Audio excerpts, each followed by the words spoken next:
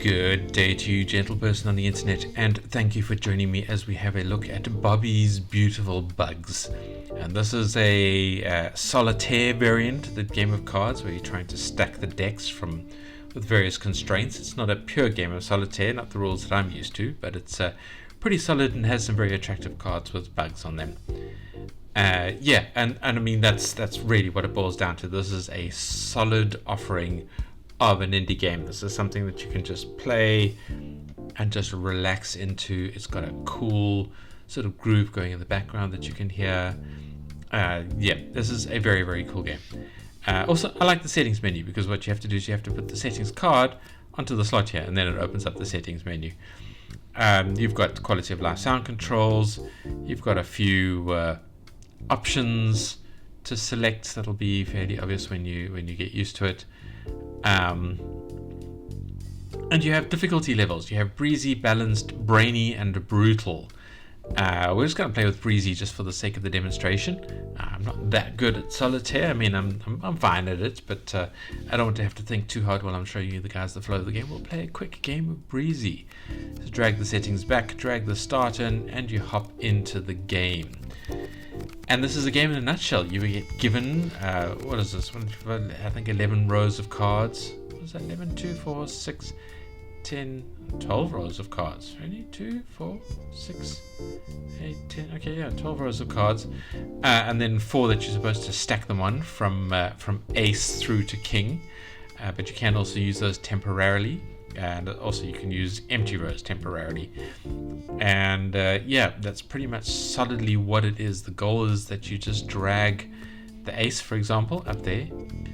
If you put an ace down and it can automatically shuffle some other cards on top of it, it'll do that, as you saw, put the 2 on top of there. And if we bear the 3, it'll also automatically put the 3 on there, and so on. So it will sort of cascade at the end. You can turn that off in the settings option if you don't like it, but I quite like it. It's quite satisfying. And now the primary difference from the solitaire that I'm used to is on the solitaire that I played, if you wanted to put cards on top of each other here on the rows, you had to sort of put alternating suites. So like a black 6 would go on a red 7, and the red 7 would only go onto a black 8. But in this one, you can only stack cards on top of each other if they are the same suite. So for example, this 6 I put onto the 7, and it will stack there. So it's now out of the way of that row. The 7 will now need to go onto an 8 to be able to stack these pairs. But the 8 is hidden over there quite annoyingly. So now it is just a matter of using logic to try and move the cards out of the way so you can get the aces and the 2s and things out to stack them up. So we've got an ace over there that we need to get to. We've got an ace over there. So the red ace we put up. Okay, there's the orange, there's the blue, and there's the green aces. So that's what we have to work towards to expose those guys and get them out there. And what can we move in the meanwhile? I'm actually not seeing a lot of things to move. It'd be awful if the first game I want to demonstrate to you guys is one that I can't even finish. But we do have options. We have an option. We can move, for example, this 3 out of the way and put it up there. So these 3 become temporary slots. Can't put anything on top of them if they're not the ace part of the stack. But you can move that out of the way. So we can move that there, we can move that there, and we can move that. Now what we can do is we can move any card out of the way to there. But what I like to do is just move this card back out of there so my sort of stacking rows clear again. And then look where that's gotten me. Where has that gotten me? We don't have the red 10 exposed anywhere, do we? There's a red 10. There's a red 10 there. So we've got a king in the way there. We've got the 2 in the way there. There's a lot of in the ways.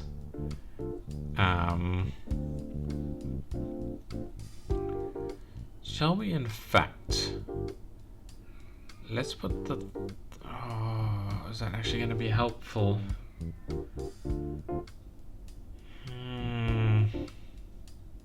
I do tend to tie myself into knots here.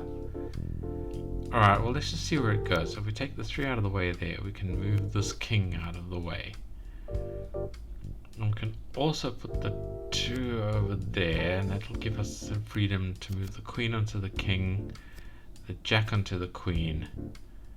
Now we can start opening this up a little bit. No, we can't. I need a jack there, and this jack is in the way. Where can we get rid of this 5? Oh, the 6 is hidden right the way behind there, so I might have made a bit of a mistake here. But let's double down on the mistake. Let's get that jack out the way. Move the jack to the queen, the 10 into the jack. Did this help us at all? Or was I a fool? A damned fool? Where can we put this 8? We can move the 7 onto the 8 and the 6 into the 7. That gets this 10 out. Where is the green jack?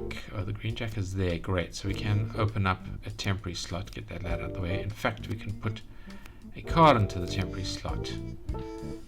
And we've opened up another temporary slot there. Nice. Where can we put this 3 away? Because these are the 2 lads that have aces underneath them. Where is the green 9? It's over there.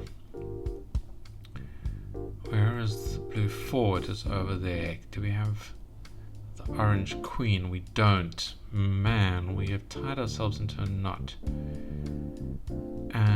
If we get the 6 out of the way, we can move the king. We can move this queen and stuff. Have we freed the jack up? No, we haven't. Have we got a blue 4 anyway? It's over there.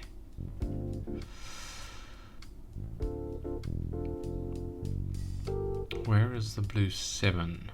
It's over there. Yeah, we are not doing terribly well on this one. Well, we can move you. And annoyingly, we can't put the ace out because we've got these lads in the way. Where is the orange 8? He's over there. Where is the green 9? The green 9's there. We've tied ourselves. Oh, we can move the 7 out the way. That gives us a couple of empty slots to work with. So let's put the 6 down because we can now put that ace up there. We've freed the queen, so we can move that lad over there. And we've got a final ace, so let's move that 3 out of the way. Let's slap that ace in there. Alright, we're doing good. We are doing good. We can move the 7 out. No, we can't. That was a 9, not an 8. Where is the 8? He's over there. Okay, we can move this lad out the way, get the 8 in there, and it'll automatically stack some cards from us. Move this one out the way. Good, good, good. 9 onto the 10. That's fine. The king's own spot there. 6 onto the 7. 7 we can get there. It's going to stack some cards for us automatically. Nice. What have we got left? We can put the 4 over there. 5 onto there. And we've finished the hand. And that's pretty good. That's pretty good. And you know what? I'm not going to show too much more of the game. I mean, you guys can see that's quite easy. I will say I'm very impressed by the logic in the background because it does balance the layout of the cards quite well. And I was trying to figure out exactly how you would write an algorithm to do it, and that is beyond me mathematically. So I have no idea. I am, as we say, duly impressed by whatever the logic was behind all of that. We do have a tutorial over here, the question mark. So we can say to win, stack all cards here by suit in ascending order, ace to king. So that's all the stacks there. Cards of the same suit can be stacked in descending order here, king to ace on our playing areas. Ordered stacks can be moved as a group. So once you have sort of ace 2 3 and they're sitting somewhere else, you can move them all together onto the 4. And slots can be used as temporary storage for any card, including ordered stacks not starting from A. Can you in fact order stacks there? Okay, wasn't sure about that. Okay, and then it just loops us around back to the beginning again. It would be nice if there was a hint on a play you could make. If it was a card you could move, and there was like a cooldown hint question where you click on it and it goes, oh, you can move this card into here, just for when you're completely brain dead and you're not thinking completely and you just want that bit of help. I don't know. That would be nice. That would be quite a difficult algorithm.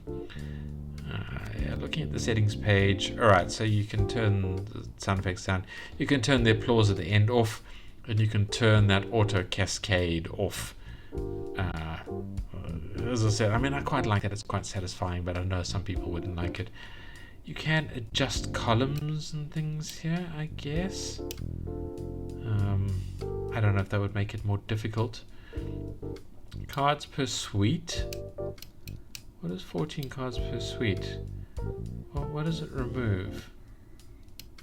A question mark, like a Joker card. Interesting. And I don't know what stack Y offset is. I think that might be part of the generator. I'm not sure. Yeah, and that's it. I mean, that's all I'm going to talk about the game. It is pretty straightforward. It's pretty solid. It is a very pleasing and comfortable and calm solitaire variant to play that I enjoy a lot. So if you're looking for an interesting game, the link is in the description. Yeah, come give the dev some love. Come give him some good vibes to match that he's given us. Was this made for a game jam or anything like that? It doesn't say. It's had some upgrades for it. When was it first published? It doesn't say. It just says it was updated 12 days ago. So he is working on it currently. Yeah. Made in Unity. Nice game. Bravo, developer. We like that a lot. I am very impressed. And yeah, so don't forget to click like if you like this video. Don't forget to leave me a comment. Tell me about your joys in solitaire. Tell me that you've beaten the brutal mode. I can only imagine how bad that is. I start struggling a bit when I switch to balanced. I mean, I've won a few balanced rounds, but yeah, that required some thinking. I haven't tried the brainy yet. Yeah, so tell me how good you guys are, or not, if you prefer. Tell me what games you like, anything like that. I much appreciate it. And don't forget to subscribe if you want to see me review an indie game a day, because that's the thing we do around here. We have a mission, and we are sticking to it, and I've spoken about it too much in previous videos. So I'm not going to talk about it now. I'm going to say thank you for watching this short version of the video, the short variant. Yeah, I want to keep it chilled out today, and I want to say thank you, and I want to say I really hope to see you in the next video. Goodbye.